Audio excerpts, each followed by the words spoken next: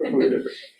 Okay, we can probably start. So thank you all for being here. Today it's our pleasure to have Farhad Yusef-Zadeh here. He's a full professor at Northwestern University. He got his PhD from Columbia University and then was briefly a postdoc at NASA Goddard. And he's an expert on the galactic center and the supermassive black hole there, so he'll be talking all about his efforts to study it observationally and explain it physically. So thank you for being here. Well, thank you very much for having me today. I know it's Friday, it's late Friday, you've worked really hard all week and you want to relax. So hoping to not just be a relaxed talk about what we know about the center of our own Milky Way galaxy.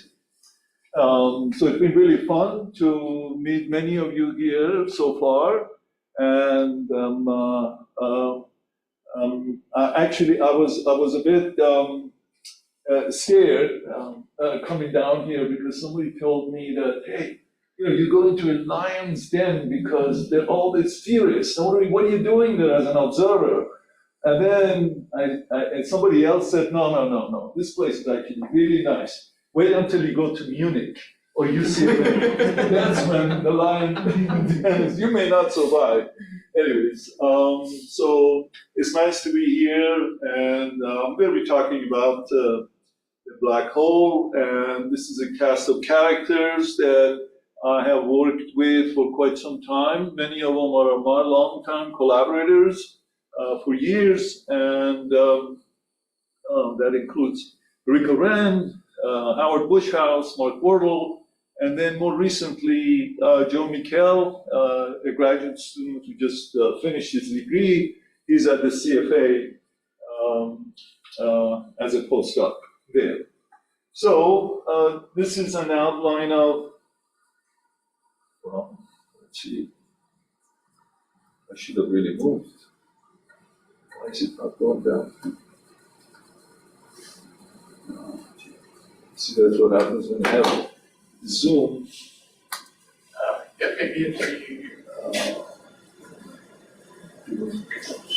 Okay, I have to push it. Okay, so yeah, this is an outline of my talk. I'll be talking quite a bit about the galactic center in general, some background information, motivation, and then I'll talk about JWST observations, and hopefully I can talk a little bit about the connection between flaring activity that we see at infrared to other wavelength bands. So, and that includes X-rays, radio, and submillimeter wavelength. And then I summarize. So before I start, I want to show this little video that many of you have already seen. I have to apologize in advance that some of the stuff that I'm actually covering you may have already seen. I mean, it's a black hole, the only black hole in our galaxy, and so it's just going to be a repeat of some of the things that many of you know, but I think it would be good to actually tell a story, and I'm hoping to really cover more of a story of how we basically learn about the black hole at the center of our own Milky Way galaxy. So this is a little video MPI, and of course light is really not showing, but it's not a big deal. You've seen this before. So this is an optical view of the galactic plane. And we're going through the clouds. These are dense clouds, dark clouds that you see. A lot of stars that you see are foreground. It's an optical wavelength. Oh yeah, that's great. So then as we just zoom in towards the center of the galaxy, closer and closer, then we switch to two mass observations of the center of the galaxy, and then as you go closer and closer in, you really need a sharper images. So adaptive optics images show up here, and you can actually resolve images. And we're getting closer now to the dynamical center of the galaxy, and then you just see all of a sudden these stars are whipping around, and this is the famous S2 star that is going around and around. So this is basically what I'll be talking about, and so that's so let's just step back and just give an overview of what we know about this the central few hundred parsecs of the galaxy. This is an optical view, 30 magnitudes of extinction. And basically, you can observe this region of the galaxy at radio up to about a micron or so, roughly, and then from 2 keV above. So you can't see anything in between because of obscuration by dust and gas clouds along the line of sight towards the center of the galaxy. Now, the radio technology was developed much earlier than infrared technology. So this is an image taken with the VLA showing the galactic plane. And there are lots of very interesting interstellar processes happening in the inner couple of hundred parsecs of the galaxy. And we're going to be focusing mainly at the central region of the galaxy. But I'm hoping that I'll also talk a little bit about the filamentary structures maybe later today. So these are the filaments that you find throughout the inner few hundred parsecs of the galaxy. Just remarkable magnetized filaments that will hopefully we can talk a little bit more. But let me just go back and focus on the center here, right at the brightest point here, and zooming in closer towards the towards Sagittarius star. So what we see in the inner few parsecs of the galaxy, this is a sphere of influence of a supermassive black hole. You see a molecular gas orbiting at about a couple of parsecs at about 100 kilometers per second, orbiting around the center. And within this, there is this ionized gas, free radiation, and this is called a mini spiral. And a mini spiral showing up here, and most of the orbital parameters, or the kinematics of the molecular gas, this is HCN120, and ionized gas is very well known. People have studied it forever and ever. And so basic idea is that the motions are all consistent with an orbital sort of motion of the gas orbiting around a massive object. So in the 70s and 80s, many people really attempted to figure out if the central object that is now, Sagittarius star, is actually a massive object or a black hole. And the problem was the compactness. The level of compactness was not really defined then. So people didn't know exactly.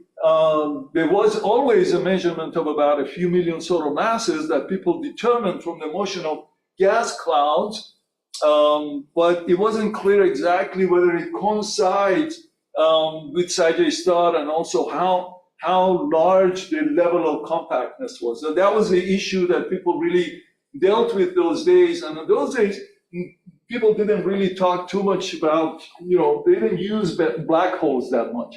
There were other sort of possibilities, and there were probably a cluster of stars, for example, a cluster of neutron stars. It could be a cluster of black holes, for example. They were always discussing clusters as a way to account for a few million solar mass black hole at the center. So, but at that time, it was already known Sagittarius star to be really a bright source. It was discovered by Ballack and Brown in 1974. This is the first image that was taken with a 3-element interferometer at Green Bank. And you can see the side lobes, for example, and this is at a wavelength of about, I think, 10 centimeters or so. You can see that it's a few arc-second size scale. So this was at that time, there was already known right away that this is the brightness temperature is huge, so it has to be a non-thermal radio source. So it was already recognized that this is a very special, sort of unusual source, but very few people really called it a black hole those days. But then infrared technology came along, and it did fantastic imaging of this region of the galaxy again. And there were two different populations of stars coexisting with each other in the inner couple of parsecs of the galaxy. And there's old evolved stars that are more than a billion years old, and then there's young massive stars. These young massive stars already, we heard a little bit about this in a different meeting that we had. Sebastiano talked about these stars earlier, but these massive stars are only a few million years old, are all orbiting basically in a disk, and it's really not clear exactly what the origin of these guys are. I mean, who would have thought that you have a supermassive black hole and stars forming within basically less than a light year in a disk. Nobody had thought about this, but obviously it does happen, and they're not really migrating from elsewhere. They're formed in situ, but exactly the nature and the origin is really not clear. Who would have guessed? Anyways, so what is the extinction here compared to optical, which is about 30 magnitudes? Then you have just a factor of 10 less. So you have 3 magnitudes in the near infrared. In fact, you go to 4.8 micron, it's only 1 magnitude of extinction. So if I now zoom this a little bit, not zoom it, actually merge it with another old image, you can see that these clockwise motion of OB stars, these are million years old, and there is this also another disk which is in blue. It's a counterclockwise, and it's been going back and forth as to whether it's a disk or not disk. But anyways, the point is that we have about 100 to 200 massive OB stars and Wolf-rayet stars orbiting around the inner light year of the center of the galaxy, and they are powerful mass-losing stars. These are young stars that are really producing a lot of mass loss. And just for fun, I'm also showing the same image now, focusing a little bit closer to the dynamical center of the galaxy, where CITA star is, and you see these orbit of stars. And if I merge this now with radio, you can see many of these massive stars showing up quite nicely at radio wavelength. So these are basically ionized winds that show up at radio wavelength. This is at the wavelength of about 1 millimeter, but you can see really quite many of these sources. But this is a subject of different study. I'm not going to talk about it, but you can see there's a very large collection of massive stars. They show up in infrared. Obviously, it was discovered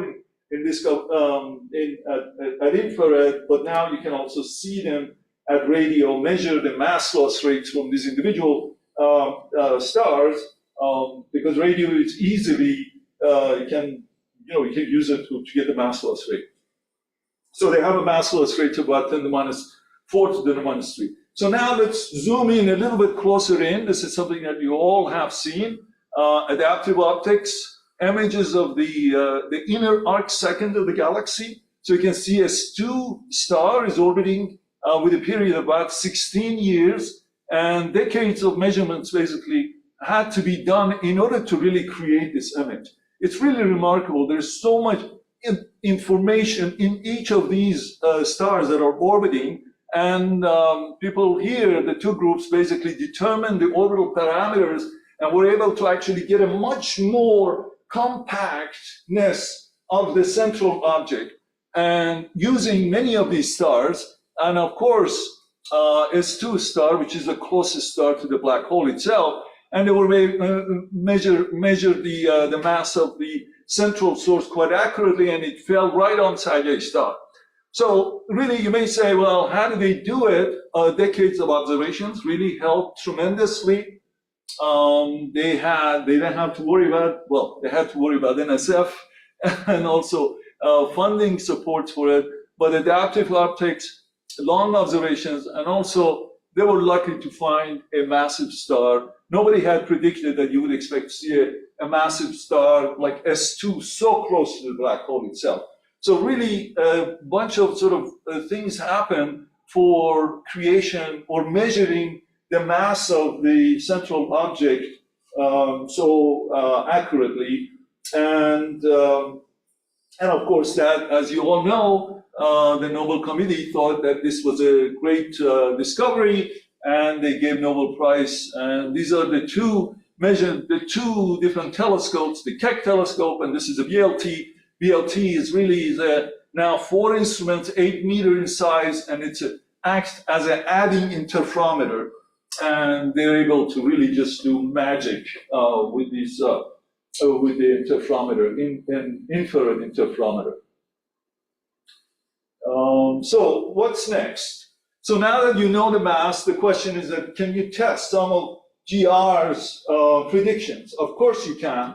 This is the measurement that shows the radial velocity of S2 star as it gets closest to the black hole.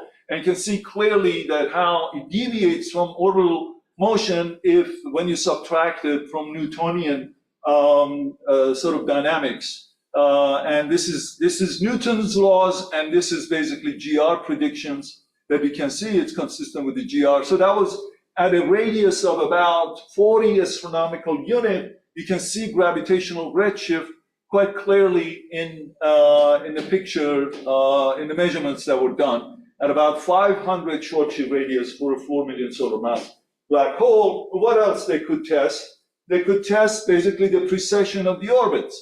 If you have basically Newtonian mechanics, essentially the orbits, you would expect to see the object stays here, but now in precession, Schwarzschild precession is showing up here from these measurements, and it's consistent with precession of the orbit. I think I measured something like this is about 12 arc-minutes precession per orbit. And of course, it's for our, I think Mercury is about maybe 43 arc seconds per century. So this is really much higher precession than even Mercury. Of course, we're dealing with things that are at the scale of about 40 astronomical unit for a 4 million solar mass black hole. What else? They also were able to actually test well, I forgot the equivalent principle also. That was another really beautiful result, was that they used hydrogen and helium, and they were able to actually test the equivalent principle, and they actually are quite similar to each other within about a factor of 1/100. So this is composition really doesn't matter. So that's another test that they were able to do. And lastly, they were able to actually measure the relativistic time delay. And by just knowing the velocities and also the position of individual stars, or especially S2 star, they were able to test these measurements. And it's really, I want to emphasize how remarkable this measurement is. This is about April 26th, April 28th, May 2nd. Basically, the accuracy of the errors is about 1 day. And this is a position of S2 star. Essentially, within 3 days, you can actually see where the star is from every 3 days, essentially. So that really is just an incredible, and this is all due to measurements done with gravity instrument, which is an interferometer, and using, I think, having a resolution of about 3 milliarc seconds or so, compared to a single sort of dish or single telescope of about something like 40 to 50 milliarc seconds. This is what Keck has, and also VLT has. So gravity is really making big changes. So as usual, all of the tests that you could do at about 40 astronomical unit all checks out. Obviously, Einstein was right in every sort of prediction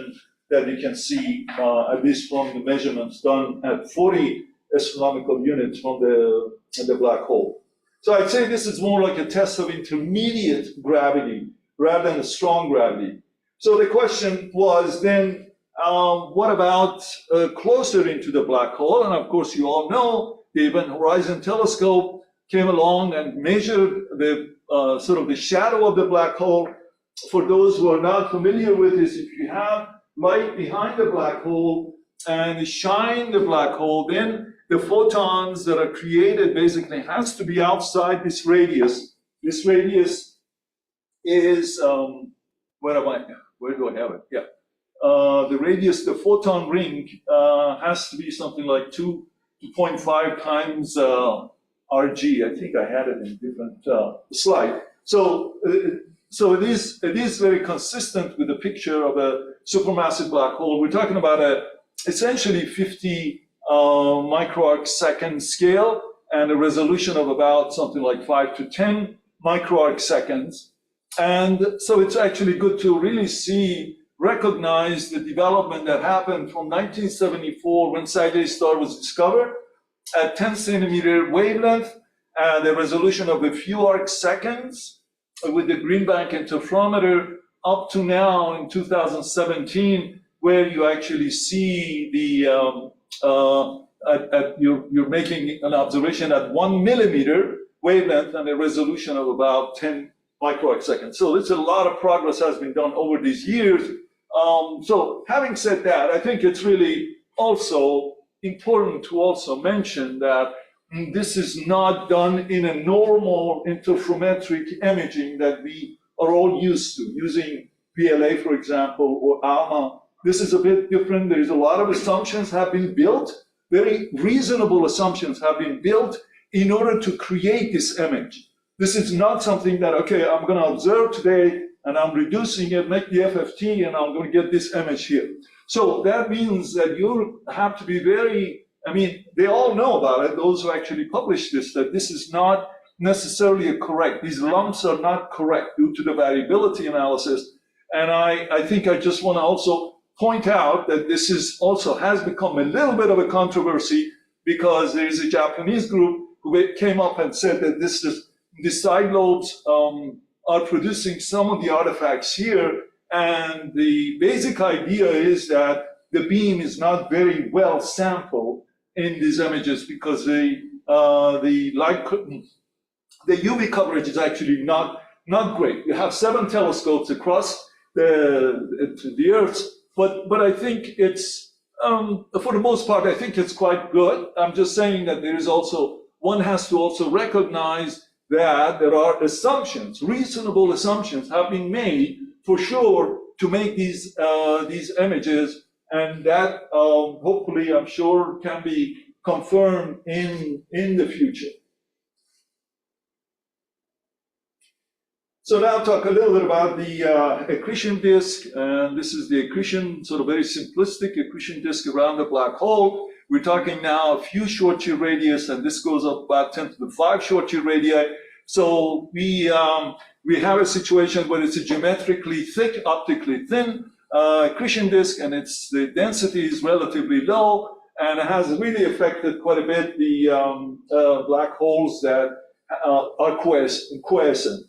And they're completely unlike the supermassive black holes that are active. And so we're going to talk a little bit about this. So it's really hard for me to actually show this because so many experts here, and of course Sean is sitting right here. This is the simulations that he's done basically in multi-stage. It's really, really beautiful piece of work because they started out with having these massive stars that the orbits are very well known, orbiting around CITA star, and they know the mass loss rates from these individual sort of Wolf-rayet stars, and they had the initial conditions from which they actually were able to follow the orbits, and they basically, the mass loss rates, so this is basically where the wind shocks are. And then as the simulations on a longer time steps were used, because these are orbiting at about every sort of 10 to 100 years orbiting around CITA star, and they were able to, sort of the ionized wind is colliding with each other and producing X-ray emitting gas, and so you see this diffuse gas. But I want to just also point out that right at the center where CITA star is located, there is this blob showing up. This blob is actually where the accretion disk of the black hole is. So in other words, a fraction of this hot material, the lumpiness, the ones that are really cool, they can get in and they fall into the Bondi radius of the black hole. And that's what this little piece that comes and goes is. They all have different angular momentum. They all have different inclinations. And then somehow some fraction of it gets in and gets trapped and forms the accretion flow. So the next stage of their simulations had a smaller time scale and basically then showed, in fact, I learned from him today that they had 3 different stages of motion of the gas. Now this is, we're talking about the inner sort of arc second of CITA star, about 100,000 Schwarzschild radius, and they followed basically how the gas is moving, and I'll get back to this a little bit later. 3D GRMHD, and it's a very realistic, starting out with the proper sort of initial conditions, and they basically pushed it in closer and closer to see what happens as the gas falls into the hole. So he can tell you a lot about basically the physics of accretion in this in the galactic center. I don't have really, I don't know. Actually, he knows a lot more than I do. But it's really interesting to show that our black hole is really, in a sense, very interesting because it's really, in a way, it's naked. It doesn't have jets. It doesn't have torus. There's no reprocessed radiation coming from the accretion flow. It's really what you really see is what you get in terms of the intrinsic emission that comes from the accretion disk of the black hole. So this is the SCD of Sagittarius star. It's an old one. It's an old plot, but it shows basically the same behavior that most of the emission basically falls in radio and sub-millimeter wavelength. As you go to higher frequencies, you get to see a lot of variations. Flux changes like dramatically as you go to X-rays and near infrared. Most of the emission actually that you see, variable emission, is as much as the entire sort of luminosity of the accretion disk here. So this is what I'm going to be talking about, and I think it's interesting that why we actually see the black hole at the center of the galaxy is so underluminous. There are all kinds of ideas that people talk about in terms of having two different temperatures, the ion temperature and the electron temperature, that maybe is basically not in equilibrium with each other, and the gas doesn't really, electrons do not radiate. But there are other issues that I think it's also quite tangible, and that is basically how much material falls into the hole, falls actually into the Bondi radius or the capture radius of the black hole, and how much of it actually just flies away as it falls towards the black hole. So these are some of the questions that have not been really understood yet. But we were interested to figure out what the nature of the activity is, the variable emission, which I'll talk a little bit. But before I do that, I want to say that this is a Spitzer image of Sagittarius star. You can see flaring activity quite nicely, beautifully, and some of them show up to have an X-ray counterpart and some do not. So that's also another mystery that hopefully I get a chance to talk about what that is, what we think it is. But the last thing that gravity really just had a tremendous impact was that they were able to track the position of flares around Sagittarius star. This is basically showing a flare that is moving clockwise. This is the same clockwise motion as the stars, the disk orbiting around Sagittarius star, and the ones that really feed stellar wind-fed accretion.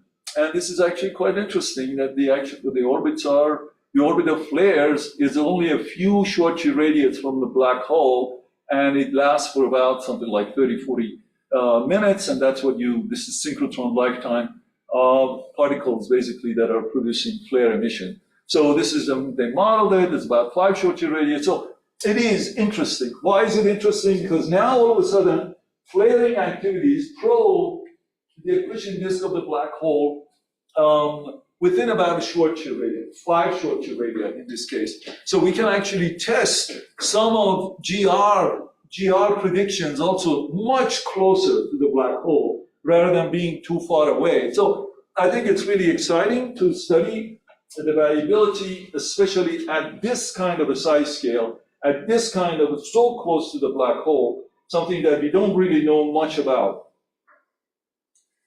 So a lot of these actually were introduction. I'm sorry if this were boring to you, but I thought I'd just tell a story. And now I'm just interested to really show what JWST could do. We proposed, we observed for a couple of years. And what's really special about JWST is that it's about 1 million miles away from us. And it has 2 instruments operating basically simultaneously. That's the beauty of the instrument, is that you can do two observations simultaneously at 2.1 and 4.8 microns. And this is near-infrared instrument. Sebastiano has also done some work also with MIRI instrument, which is at the basically the longer wavelength observations, and he has also made some really interesting measurements also as well. So, so really having two different instruments observing simultaneously at near IR tell us about the spectral evolution of flares, and that's something that has not really been measured in the past so clearly. So it's really beautiful, beautiful measurements. And here is an image of how complicated this region of the galaxy is. It's lots of stars everywhere. Where is this black hole? Who knows where the black hole is here in this case? Of course, JWST gets confused all the time. It can't really lock on a particular star, the guide star, and we have missed so many times our observations because it couldn't really lose. So now we have a good sense of what to do. Just you stare at the black hole. You don't really move around. You don't do the dithering anymore. So dithering is out, so it's been successful. And I'll show you some light curves. So this is the light curves of CITA star at two different wavelengths. You can see blue and red, and the dark lines show you the light curve of nearby stars, very close to CITA star. You can see it's flat and steady, and over 7 different epochs of observations, 2 different stars, and you can see that every fluctuations that you see is actually intrinsic to CITA star, and in fact it's even above. Well, the background is a different issue that I'll talk about, but you see some of the failures that we had shows up right here. We lost the for one of the instruments 4.8 micron, one epoch observations. So this tells you that there's a wide range of time scales, and of course we can study the power spectrum of these guys. Please, if you have any questions, just I'd love to have questions also. You can break in any time. So just show you a little bit more the light curve for a particular epoch. So this is 1 day observations. You can see the fluctuations. There is quite strong correlation between these 2 different wavelength bands. And one of the things that we find interesting is that there seems to be an increase in the pedestal level, the lowest level, you would call it baseline, as the flaring is happening up and down. So that would be interesting to see what holds. But I want to point out basically what you find here. This is a very, very strong emission, abruptly going up like crazy, and each data point is about 18 seconds. So if you look at the intensity change by a factor of 2, basically the changes are happening at a sub-minute time scale. So the acceleration process, whatever that is, whether it's a reconnection of the field lines or whether shocks or whatever it is, you have to really be able to accelerate particles, basically synchrotron emitting particles, to such an extent that has a sort of a sub-minute time scale. So light crossing time is going to be at a scale of about Schwarzschild radius. So this is what the acceleration, it sort of provides some constraints as to what the acceleration mechanism needs to really explain. That's where the acceleration is happening, under less than a Schwarzschild radii or gravitational radii. What else? So now, just what have we learned? So I'll talk a little bit about 2 populations of flares and flickers, and the power spectrum and time delay and loop diagrams, and see what we learn, what kind of, what are we going to learn from these light curves. Before I do, any questions? Yes, well, okay. there is evidence for a sleeping accretion disk around CITA star, right? Sleepy. Inactive. Okay. And Circumnuclear disk.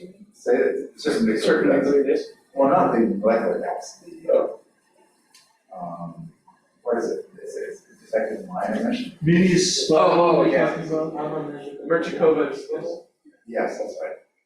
So So consistent with some, sugars, like this, that's undergone a ionization transition perhaps, and it's, magnetically inactive. So I'm asking in part because, and also there's the G2. right. Right, so how certain are we that, all the variability that we're seeing from CITA star is basically supplied by this hot radiatively inefficient accretion flow? And there isn't some sort of two-phase structure to the flow where colder gas that's being injected by stars or somehow derived from a quiescent accretion disk isn't playing the role. I don't think we really know for sure that the inefficiency of the accretion flow is explaining what we see from CITA. It's a model that is not, it's a model, it's a perfectly fine, but I mean, if you look at, for example, a lot of times the collision time scale obviously is much longer than the cooling time scale. So that's what they are thinking about, that you have two different temperatures. But then plasma effects always have a way to really get around it. For example, the collisions doesn't happen in the solar wind, right? I mean, the mean free path is about 1 AU, and somehow you still consider the fluid. It's a sort of the winds as a fluid, basically. There are processes like electromagnetic processes can account for this, and I don't think it's really a solid result that you can just say that because of the true temperature is really the accretion sort of rate is really, really low. But there are other ways that you can account for it. There's stuff that actually the work that Sean has done specifically tries to really say what fraction of the gas is actually feeding the black hole. That could be extremely low, much lower than you would expect to see with all the angular momentum. And you look at all the stars that are orbiting in different directions and all of that. So that could be one factor. And the other factor, at least from an observational standpoint, is that some of the gas can actually really leave. And I'll talk about this in a second when we get into rupture of these flux tubes, magnetic flux tubes that can actually leave. And we may be actually, that may be are more tangible reasons to explain them than having the two temperatures. But theoretically, perfectly fine. There's nothing wrong with the idea that you have an inefficient sort of flow because of this sort of the two temperature effects. So I don't know if I'm explaining what you're asking. The basic framework is just that, we also have evidence coming from X-ray reflection that sometime in the last century, the galactic center might have experienced a much more dramatic outburst. Absolutely, yeah. So, the question arises, at some point, we start seeing these additional components Yeah, definitely. I mean, manifest themselves in the accretion process. Yeah, absolutely. I mean, there are all kinds of indications that suggest that we had previous activities in the black hole. And this is, CITA star is really filled with all kinds of dense gas, and stars, and, it has to happen. It has to happen. At this point, basically, it's not clear exactly what's going on. But let me just go, so we had two different wavelengths, and we looked at the flux histogram, for example. You can see that this is for 2.1 micron, this is 4.8 micron, and we couldn't really fit with just one plot, basically, both of these features. So the low fluxes are here, and this is bright emission brightness that you see here, and it wasn't clear exactly whether we can actually fit everything in one. So it looks like there are two different populations. This is not something new. In fact, Yusef-Zadeh and the MPI group had, in fact, shown that you would expect you have to have two different population of particles to produce bright flares and weak flares. So this is actually showing nicely that you may have, in fact, two different population of particles producing synchrotron emission for weak flickering emission versus bright flare emission. The other really fantastic result that came out of these measurements that we've done and had not been seen before is so clearly was that if you look at flux versus flux distribution, you find that there is a break in the flux versus flux distribution, and the slope of the flux basically changes for weak flickering emission versus bright sort of flaring events. And if you actually can determine what the spectral index is, you find that the weak flares or weak flickers have a steeper spectrum, energy spectrum, than the ones that are showing up canonical value of 0.7 for optically thin synchrotron emission. And this, what we saw in almost all days that we had. We had 7 epochs of observations. That is regardless of whether you use what we use for the background or not background. Because that's really one of the difficulties, that what is the background in this very confused region. But here is just showing no matter where you place the background here for 4.8 micron or 2.1 micron, you're going to see that break regardless. And that shows, again, consistent picture that you have two different population of particles producing bright flares and the low-level fluctuations, flickers that we see constantly coming from CITA star. What else? If you look at the power spectrum, you find in all 7 days that we observe, you find the power spectrum shows that there's a wide range of time scales. There's a wide range of frequencies that the emission is variable. Here at the low end, low frequency, you see a break, basically about depends. What day you look at, these things change all the time. It's very interesting. And with different indices, for example. And then if you look at the high frequency end, this is where white noise coming in. And then what happens is that if you measure this, the contribution of the white noise from the detector, then you find that actually CITA star is variable on a sub-minute time scale. So this is, again, we're talking about a variability on a scale of about a Schwarzschild radii. It's a Schwarzschild radii is about 20, a gravitational radii is about 20-second time. So we're talking about variable emission on a very, very small scale up to about something like hundreds of minutes. And there's a power spectrum, a red power spectrum connecting them. Yeah. The lower frequency could only stay as white noise, or is it aliasing because your ramps are 18 seconds? No, this is a white noise, but if you actually, this would have continued on if you actually continue to do it. But if you actually measure the contribution of the white noise and the contribution from the actual emission, then you find that it's at about the scale of a minute time scale. Your paper is more 10 to the minus 3 as the RMS, so variance of 10 to the minus 5 of the measurement uncertainty. So I expect your observational white noise to be much lower. So I was wondering if that's already the cutoff, or are you going into the aliasing because you have 18 seconds integrations? Right, right. Yeah, this, I think you, or am I misremembering? I think the numbers that you're saying depends on whether you actually look at the blank region of the sky, what the noise is, or whether it's actually in the, when very close to CITA star. So there are different things. It happens. So I misread your noises, and you're saying this is really the observational uncertainty. That's exactly right. That's exactly right. So it is observational, and we have this for all 7 days.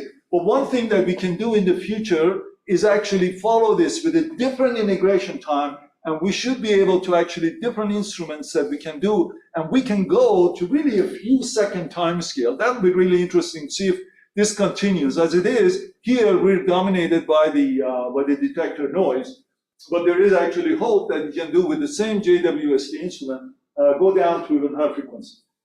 So anyway, just for fun, I looked at the power spectrum index, and I converted into a an FFT and tried to really illustrate what it would look like if you look at the power spectrum index, for example, and how it really just tells you visually what it really looks like. Could it be that the accretion flow looks something like this? And I just changed it from basically 0 to -4. 0 is white noise and -4 is really red noise. So it may tell you something interesting if you scale basically the time scale of the variability to the light travel scale. So it shows, it's an illustrative purpose that when you have such an index, you would expect to see a situation, a spatial sort of a structure looking more like this. So it's just a more illustrative. It's not telling you how CITA star accretion flow looks like. Anyways, what else I can tell you? One of the very interesting results that we found also was that the spectral index of flares, this is one of the flares that you see. These are 3 flares that I selected, the simple ones. It's very rugged and all that, but it goes up and it comes down. And if you look at the spectral index as a function of time, you find that the rising time is a shallower spectrum than the falling, the decaying part. And that is, said this loop diagrams, we think it's due to synchrotron cooling, and it makes sense because the acceleration happens and then it starts cooling up. So the higher energy particles, for example, associated with 2.1 micron, cool more rapidly, whereas 4.8 micron cools a little bit later. So as a result, so we can model this because of synchrotron cooling, and I want to show this also. It's interesting that we detected a time delay between 4.8 to 2.1 micron, again due to synchrotron cooling time scale. So it's about 40 seconds here, it's about 25 seconds here. It's actually consistent with the picture that the low energy particles basically lose energy a little bit later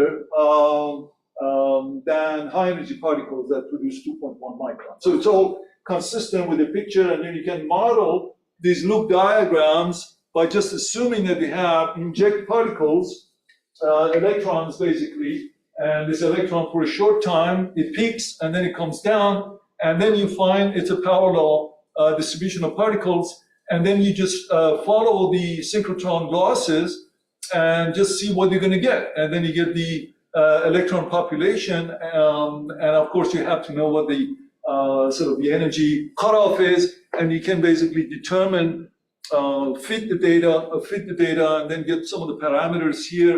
We can measure the magnetic field of each flares that we see. We can measure the electron density. These are synchrotron particles that we're talking about. And we can't really say much about the size of the region because it's optically thin emission. And hopefully we can combine this with low frequency, which is optically thick, and get a size scale. But wait a minute, that's less than 1, that ratio.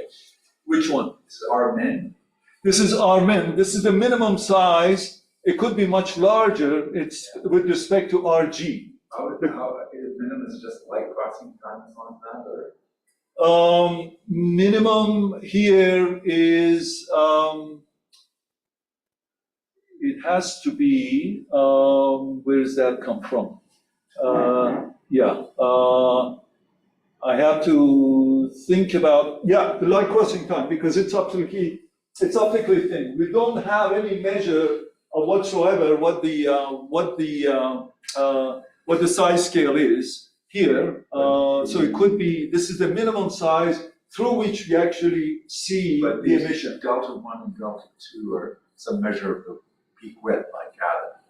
That's right. Yeah, I didn't put all the time scales, and It doesn't seem to be quite monotonic between the deltas and R min, but anyway. I don't really know how that works out. I mean, there's a lot of parameters here, lots of parameters, I have to say. But it's consistent with the mission. It is consistent.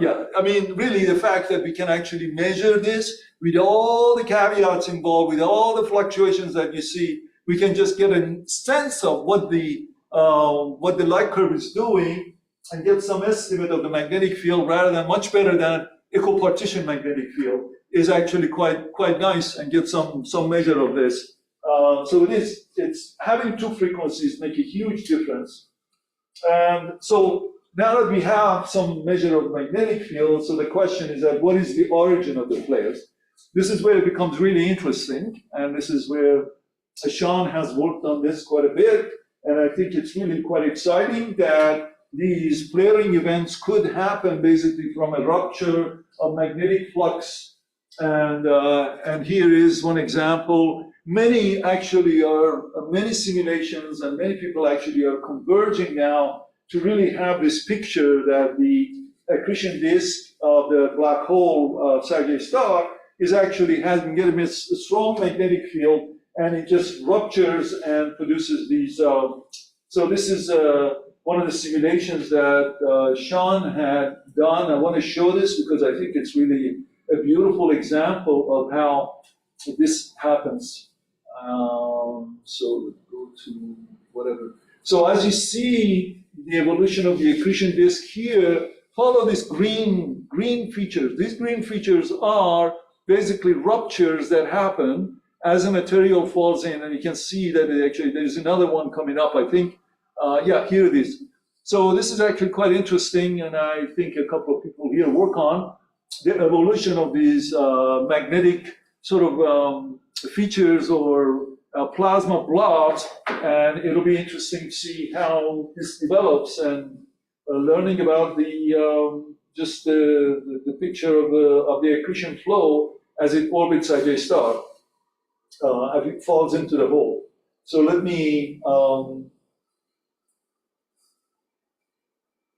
So another different independent simulations also show the crosscuts and show that the density in 4 different times, the temperature 4 different times, and the beta value. As you can see, these little blobs that you see here is the ruptures that happen. It's a magnetic field, basically is pretty much sort of H-brightened.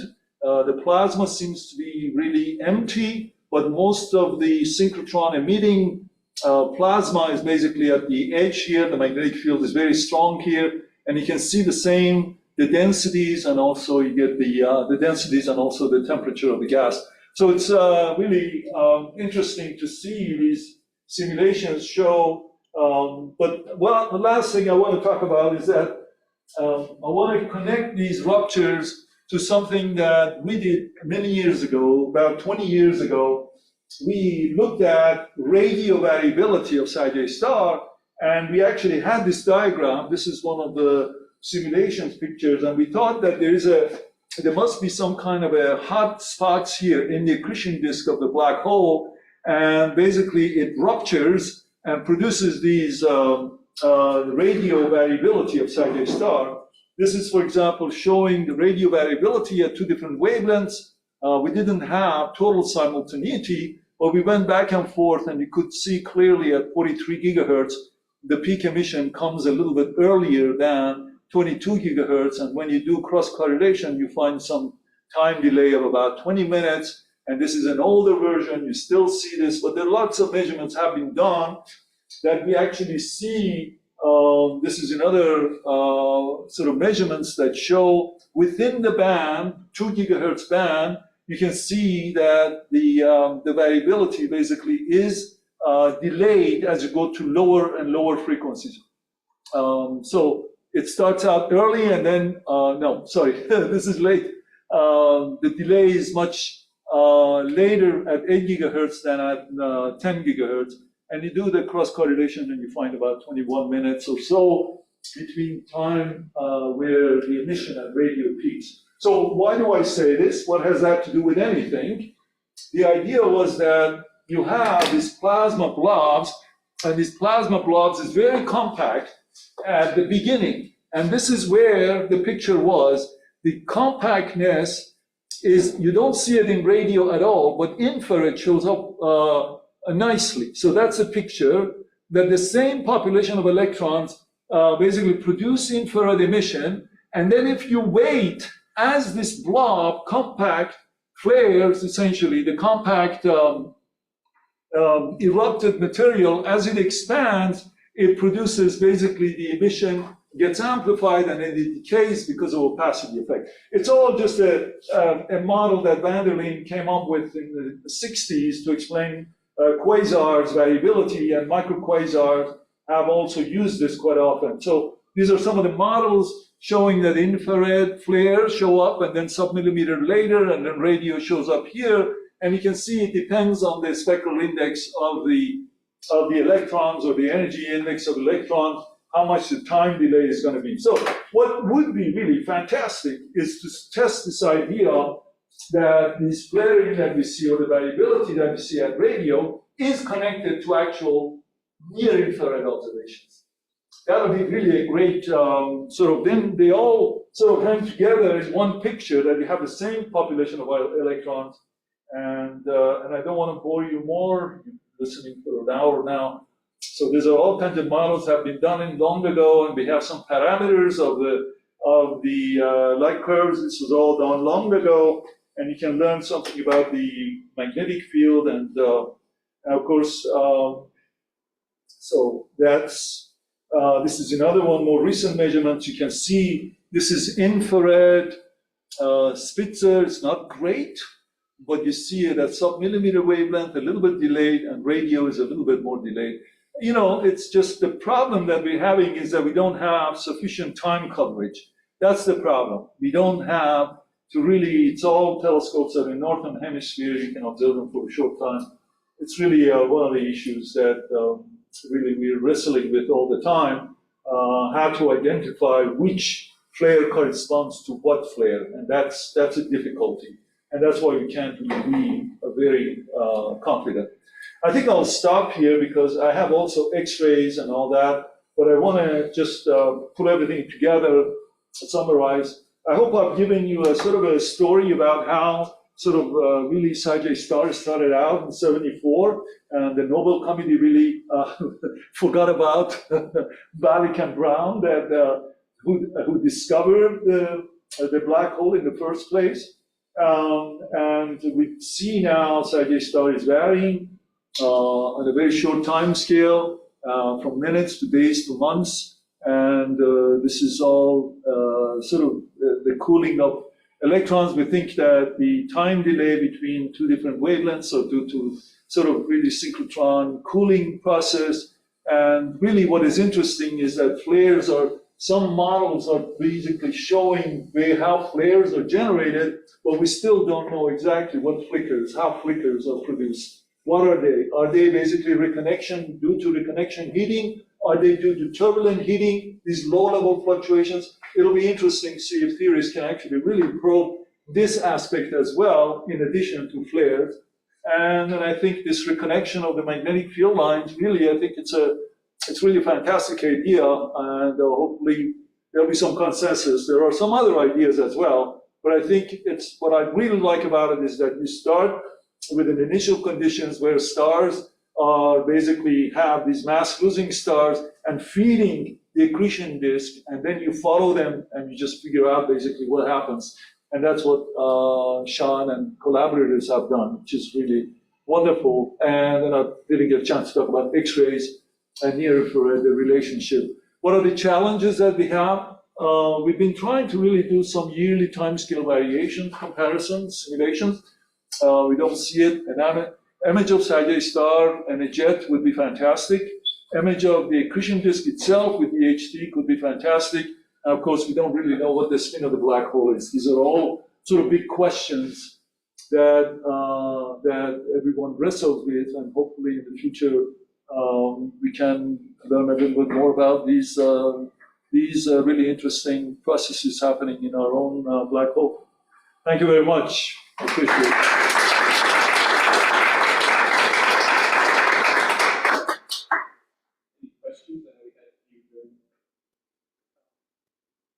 We need some light.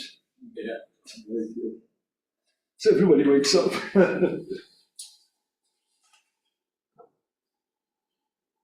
Yeah, I just had a question Sure. about the, you had like a cartoon of the reconnection events, I think.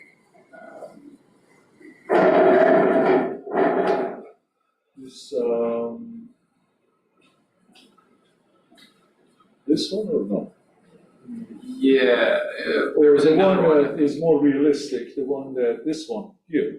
Yeah, so what's the, so is this, does this have a loop? So this is like, Yeah, this is all coming out of the plane of the disk? that's and then- right. This is the loop, this is where the reconnection happens, the current sheet, Okay, and so, this is where plasmoid is ejected. so that's, I think that's kind of more like the reconnection happening in the disk jet boundary. Oh, I see. Well, the, Okay. like these magnetically arrested ones kind of happen, the geometry is kind of slightly different. It's with, there's like a bunch of field lines here, and Oh, they okay, kind okay. of So the spin, break I off see. here. I see, okay. But the idea, I don't think that changes any of the things you said. And that this is, so is this, where is this image from? This is from an older. Yeah, I usually have the references, sorry, what the. But yeah, this is, I think that's an alternative flaring mechanism for. Oh, here it is, sitting here. Oh, Oh, it's really small. It's, it goes sometimes, it goes into this, mode, it goes into Greek. So I So, have to redo, go to another card. I don't know why it does that, but let me see if I can enlarge it. Font size. No, what is the font size? oh, it's 6 right there, I think. There's the. Oh, yes, of course. Yes, yes. So let me do 18. Oh, now into symbol, now it goes into That'd Modelica. be fun. Okay, Lindley, you want. Okay, okay. So that's probably that. That's what I got. But there are, yeah. It's, but the thing is that it's also, what I like is that Yeah. when they are ejected, they also expand. And so if the plasma has a high pressure and it's expanding, it'll be interesting to see if it ties to sub-millimeter radio wavelength, because that's what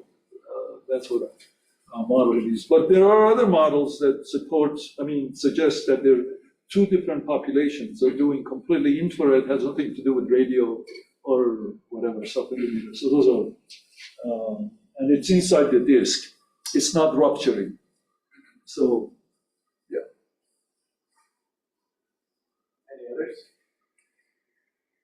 We have desserts upstairs, I believe. And then if anybody's interested in the Galactic Center filaments that Farhad showed on that one slide, we do have a discussion right after desserts if anybody wants to join, just in the idea lab. I guess, are desserts upstairs or are they in the idea lab? Oh, we just got an email. Just on there upstairs. They keep, yeah. Upstairs. Thank you.